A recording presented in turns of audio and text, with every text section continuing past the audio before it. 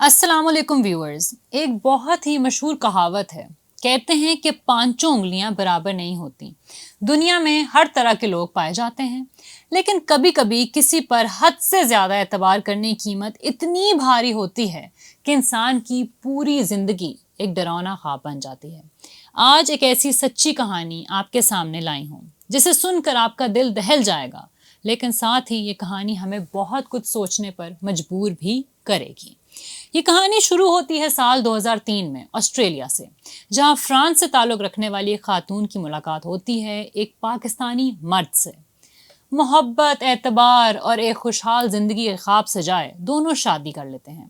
سب کچھ ٹھیک چل رہا ہوتا ہے کہ کہانی میں ایک نیا موڑ اس وقت آتا ہے جب سال 2014 میں یہ فیملی پاکستان کے شہر پشاور شفٹ ہوتی ہے، اور بس یہی وہ موڑ تھا جہاں سے اس خاتون کی زندگی کا سب سے تاریک باب شروع ہو جاتا ہے۔ پشاور لانے کے بعد اس فرانسیسی خاتون کو فاٹا کے ایک دور دراز علاقے میں لے جایا جاتا ہے، اور پھر جو ہوا وہ انسانیت کو شرما دینے کے لیے کافی ہے۔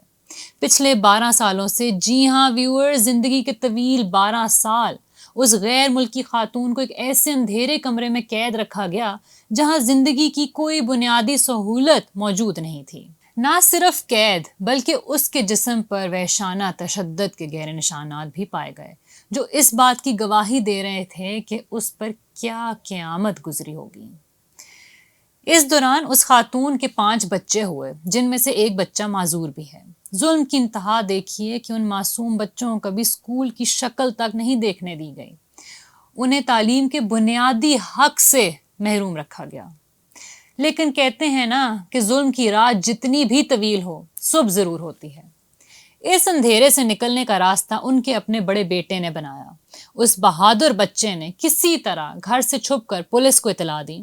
پولیس نے فوری کارروائی کرتے ہوئے اس فرانسیسی ماں اور اس کے 5 بچوں کو اس جہنم سے بازیاب کروایا۔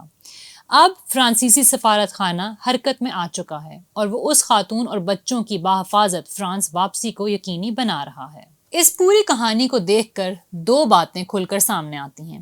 پہلی یہ کہ ریاست ماں جیسی ہوتی ہے۔ یہ جملہ ہم نے ہمیشہ مغربی ممالک کے نظام کو دیکھ کر سیکھا ہے، جو اپنے ایک ایک شہری کی حفاظت کے لیے پوری طاقت لگا دیتے ہیں، چاہے وہ دنیا کے کسی بھی کونے میں کیوں نہ ہو۔ اور دوسری بات بہت اہم ہے ہماری بہنوں اور بیٹیوں کے لیے۔ دور دراز کے علاقوں یا سوشل میڈیا پر بنے رشتوں پر اندھا اعتبار کرنے سے پہلے 1000 بار سوچئے، کیونکہ اگر اعتبار غلط انسان پر ہو جائے تو اس کی قیمت صرف آپ کو ہی نہیں، بلکہ آپ کی آنے والی نسلوں کو بھی بھگتنی پڑتی ہے۔